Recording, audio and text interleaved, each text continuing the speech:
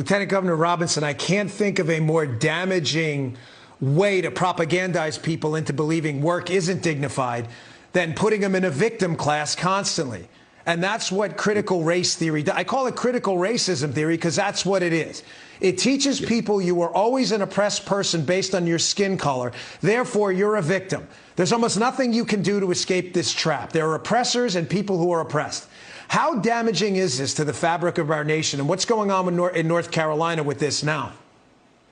Well, here in North Carolina, we are making some moves to deal with critical race theory on all levels.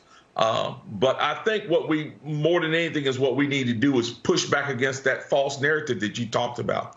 Look, as a black man in America, there's one thing that I'm proud of, and it is my story. And my story is this.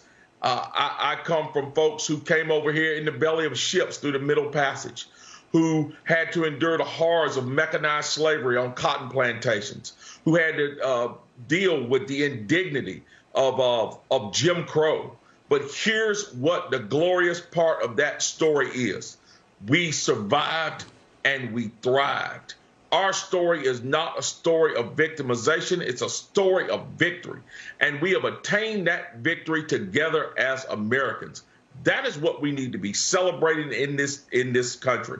And we need to celebrate it together as Americans of all stripes, because it was Americans of all stripes who made those victories possible. We don't need ideas like critical race theories creeping into the classroom that will do the exact opposite.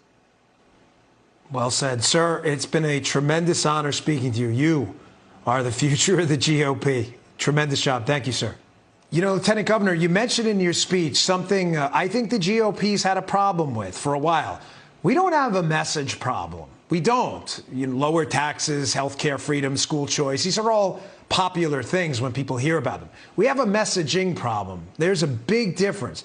You seem to have bridged that gap. You have this messaging absolutely down. One of the things you addressed in that speech, which I think is the most powerful portion, and I encourage everyone to watch the whole thing, is the dignity of work.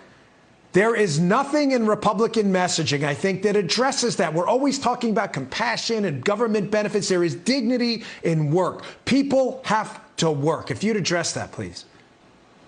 Yeah, you know, one of the things that sets this nation apart from any other nation is the American work ethic.